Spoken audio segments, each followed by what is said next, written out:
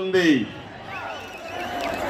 సాహితీ సాంస్కృతిక విజయనగరం జిల్లా తెలుగు జాతి మేలు కొలిపినటువంటి ప్రముఖ గాయకులు మీరు చూస్తే సుశీల గాని ఘంటసాల గాని విజయనగరంలో అక్కడే మ్యూజిక్ కాలేజీలో ప్రాక్టీస్ చేశారంటే అది ఈ జిల్లా మనకిచ్చిన వారసత్వం. అలాంటి జిల్లా అక్కడి నుంచి ఇక్కడికి వస్తే మీరు చూస్తే వీరత్వానికి ప్రతీక బొబ్బిలి తాండ్ర పాప. ఇటు బొబ్బిలి కోటలో ఉండే రాజులు గాని అటు ఒకప్పుడు విజయనగరం రాజులు గాని ప్రజల కోసం పనిచేశారు.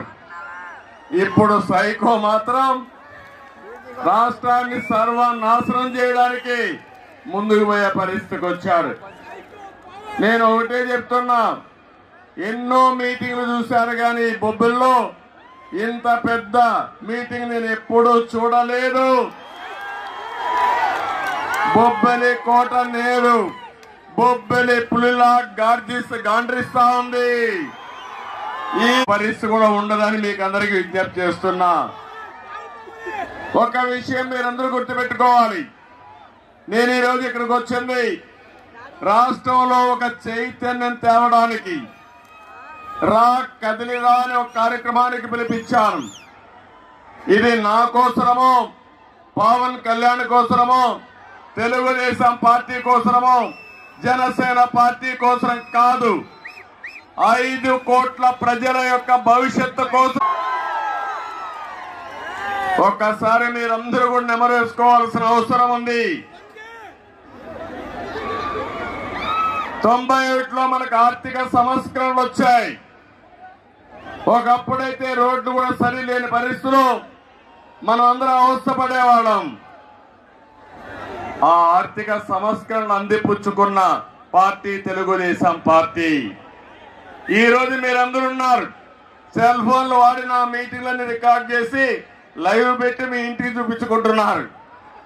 ఆ టెలికమ్యూనికేషన్ కూడా నాంది పలికిన పార్టీ తెలుగుదేశం పార్టీ.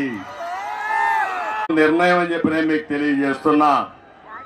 ఇంకో పక్కన యువత ఉన్నారు, మీకు అవకాశాలు ఇస్తే మిమ్మల్ని సరిగా నడిపిస్తే ప్రపంచంలోనే అగ్రజాతిగా తెలుగు జాతిని తయారు చేసి సామర్థ్యం మా తమ్ముళ్లకు ఉంది. అలాంటి ఈ రాష్ట్రంలో తెలుగు జాతి మీరు చూస్తే ఈరోజు హైదరాబాద్ ఉంది, అడుగడుగున నా ప్రగాఢ ముద్ర కనపడుస్తుంది. హైదరాబాద్ లో ఎవ్వరూ కాదనలేరు, అది నాకు గర్వ కారణం. తెలుగు జాతి కోసం నేను ఆ రోజు కష్టపడ్డాను, దాని ఫలితాలు ఈరోజు ప్రజలు అనుభవించే పరిస్థితికి వచ్చారు. ఐటీ చేసిన వాళ్ళు ప్రపంచంతో వెళ్లారు.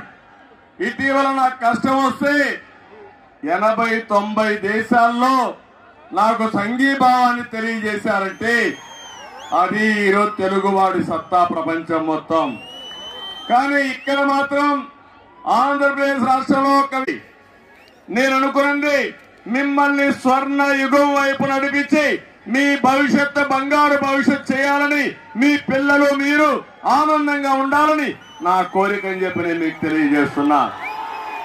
అందుకే అడుగుతున్నా మిమ్మల్ని అందరినీ, రాతి యుగం వైపు పెడతారా అని అడుగుతున్నా. స్వర్ణ ఎందుకు ఈ మాట చెప్తున్నానంటే ఈ రాష్ట్రంలో అడుగడుగున అన్యాయం, అడుగడుగున దౌర్జన్యాలు. ఈరోజు మనకు నిన్నే జనవరి 1వ తారీఖు చేసుకున్నాం, నూతన సంవత్సరానికి స్వాగతం పలికాం. ఈ నూతన సంవత్సరంలో స్వర్ణ యుగం కోసం నేను సంకల్పం చేశా. నాకు ఏ మాత్రం అనుమానం లేదు, రాబోయే భవిష్యత్తు ప్రపంచం మొత్తం తెలుగు జాతిదే, అదే స్వర్ణ యుగం అని చెప్పి కూడా నేను మీకు తెలియజేస్తున్నా. అదే మరి సంక్రాంతి వస్తా ఉంది తొందరలోనే, ఇంక 4 రోజుల్లో మీ అందరికీ సంక్రాంతి శుభాకాంక్షలు కూడా తెలియజేస్తున్నా. పండుగ, ఈ పెద్ద పండుగ రోజున మనం అందరం కూడా మంచి పంటలు వస్తాయి, కొత్త పంటలు, పిండి వంటలు. మన సాంప్రదాయంలో మన పెద్దల్ని ఒకసారి తలుచుకోవడం, వాళ్ళకు నివాళులు అర్పించడం, పశువులను కూడా పూజించడం, నేచర్ కూడా, ప్రకృతిని కూడా